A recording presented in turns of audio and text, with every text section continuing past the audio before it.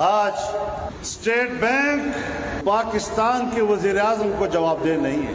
آج state bank Pakistan کی کابینہ کو جواب دہ نہیں ہے. آج پاکستان کا اسٹیٹ بینک پارلیمنٹ کو جواب دہ نہیں ہے. پارلیمنٹ کی کسی کمیٹی کو جواب دہ نہیں ہے. اس ملک پہ ایسے فیصلے کیے گئے کہ آپ کے ملک کا سب سے بڑا ریاستی بینک اسے براہ راست IMF کے حوالے کر دیا گیا اور آج وہ IMF کو جواب دہ ہے، آپ کو نہیں. آپ کی قیمتوں کے اتار چڑھاؤ کا اختیار آج آپ کی حکومت کے پاس نہیں رہا. IMF فیصلہ کرتا ہے. ٹیکس لگاؤ، نہیں لگاتے تو تمہارے اوپر امداد بند. اس نے کلید اپنے ہاتھ میں لی ہوئی ہے. اگر وہ پابندی لگا دے، نہ چین آپ کو پیسے دے سکتا ہے، نہ سعودی عرب آپ کو پیسے دے سکتا ہے، نہ امارات آپ کو پیسے دے سکتا ہے.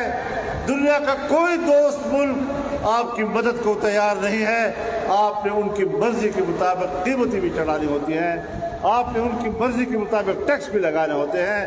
آپ نے ان کی مرضی کے مطابق بجٹ تیار کرنا ہوتا ہے اور ان کی مرضی کا بجٹ پارلیمنٹ سے پاس کرانا ہوتا ہے. کہاں ہے آپ کی آزادی؟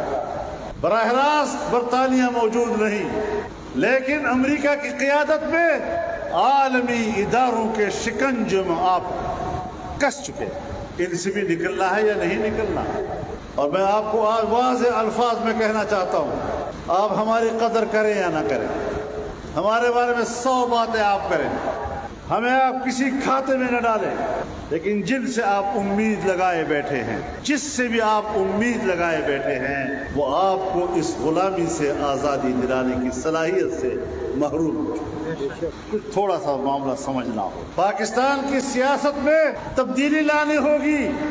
کیا آپ نہیں دیکھ رہے جنرل مشرف صاحب کے زمانے سے کہ پاکستان کی مذہبی شناخت ختم ہو چکی ہے؟ پاکستان جو ایک مذہبی شناخت رکھتا تھا اور بین الاقوامی اصطلاح میں ایک دائیں بازو کا ملک تصور کیا جاتا تھا، اس کی مذہبی شناخت ختم کر دی گئی. آج وہ ایک سیکولر اسٹیٹ کے طور پر نظر آ رہا ہے. کہاں گیا آپ کا آئین؟ پاکستان کا آئین کہتا ہے کہ حاکمیت اعلیٰ صرف اللہ رب العالمین کی ہوگی. پاکستان کا آئین کہتا ہے کہ اسلام پاکستان کا مملکتی مذہب ہوگا. پاکستان کا آئین کہتا ہے کہ قانون سازی قرآن و سنت کے مطابق ہوگی.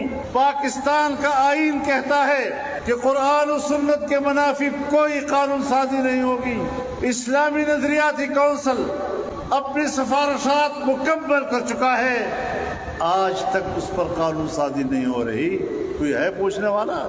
کون پوچھے؟ میں آج اس عظیم الشان اور فقید المثال اجتماع کو جھنجھوڑنا چاہتا ہوں، اس کے فکر کو جھنجھوڑنا چاہتا ہوں، آپ کے دلوں کو جھنجھوڑنا چاہتا ہوں، آپ کے احساسات کو جھنجھوڑنا چاہتا ہوں، آپ کے شعور کو جھنجھوڑنا چاہتا ہوں کہ کس سے امید لگائے بیٹھے ہو، کہاں کھڑے ہیں آپ ان حیث القوم. ذرا اپنی سوچوں میں تبدیلی لانے ہو.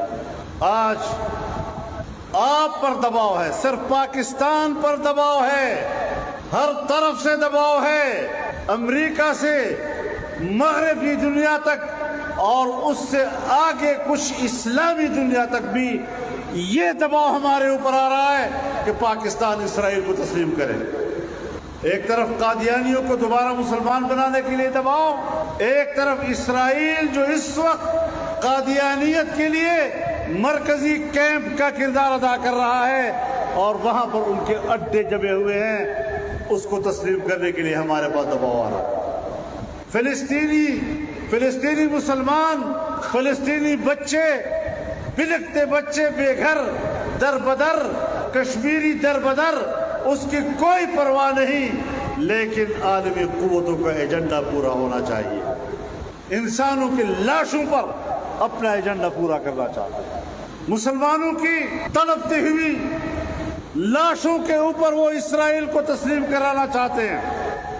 قادیانیوں کو دوبارہ مسلمان ڈکلیئر کرنے کا دباؤ ہمارے اوپر ڈالنا چاہتے ہیں. کوئی احساس نہیں ہے ان کو قوموں کے مقام، قوموں کی قدر و منزلت اور قوموں کے حقوق کا کوئی احساس ان کو نہیں. ایک نئی لابی دنیا میں کام کر رہی ہے، میرے اور آپ کی شکل میں کام کر رہی ہے۔ مجھ سے اچھی پگڑیاں باندھنے والے، مجھ سے اچھی اچھی داڑیاں رکھنے والے، بڑے آرام کے ساتھ وہ آپ کو کافر کہہ رہے ہیں کہ پارلیمنٹ کو ختم کرو، جمہوریت کو ختم کرو، یہ ساری چیزیں ختم کرو۔ اس کا نتیجہ کیا نکلے گا؟ کچھ چیزیں ہیں جو کہیں جا کر رکی ہوئی ہے، اگر اس کا بند ٹوٹ جائے تو پھر کوئی چیز محفوظ نہیں ہوگی، نہ پاکستان کا نظریہ رہے گا، نہ پاکستان کا آئین رہے گا، نہ اللہ کی حاکمیت اعلیٰ کا تصور رہے گا، اور آئین پارا پارا ہو جائے گا۔ اس آئین کو نشانہ بنایا ہوا ہے بہت سے لوگوں نے، اور کفر اور اسلام تو آپ کے اور ہمارے ہاتھ کی، جب چاہے کسی مسلمان کو کافر کر دیں، جب چاہے کسی مسلمان کو مسلمان بنا، جیسے ہمارا اختیار، جیسے ہم نے فیصلے کر رہے ہیں۔ اس نازک حالات سے آپ گزر رہے ہیں۔ 12 آپریشن کیے گئے گزشتہ 15-20 سالوں میں۔ کہاں ہے وہ امن و امان جس کے لیے قوم نے قربانی دی، جس کے لیے قبائل نے اپنے گھر بار چھوڑے؟ ہمیں کہا گیا افغانستان کی سرحد پر باڑ لگا دیا گیا ہے، کوئی اب نہ آر جا سکے گا نہ پار جا سکے گا۔ تو 50,000 میرے لوگ ادھر کیسے گئے اور 50,000 ان کے لوگ اب میرے ہاں کیسے آ گئے؟ میرا قبائلی علاقہ اور میرا صوبہ جل رہا ہے، کس پاداش میں میرا خون بہایا جا رہا ہے؟ پارلیمنٹ پہ ختم نبوت کا مسئلہ آئے تو جمعیت کا کارکن کھڑا ہے۔ بڑی سازشیں ہم نے وہاں پکڑی ہیں، آپ کو تو پتہ ہی نہیں ہے کہ چھپ چھپائے بہت کچھ ہوتا رہا، اور کس طرح جا کر آخری لمحے پہ ہم نے پکڑی ہیں وہ چیزیں۔ جب ہم نے پکڑی تو آپ تو موجود تھے، پھر آپ کہاں تھے؟ بس آسانی سے یہ سوال کرنا تمہاری قدرت میں ہے، آگے آپ کو پتہ نہیں کہ ہمیں کن کن حالات سے گزرنا پڑتا ہے۔ تو اگر ایک جنرل کی توہین پر سزا میں اضافے کا قانون پاس ہو سکتا ہے تو صحابہ کرام اور اہل بیت اطہار کی عزت و ناموس پر سزا میں اضافہ کیوں نہیں ہو سکتا؟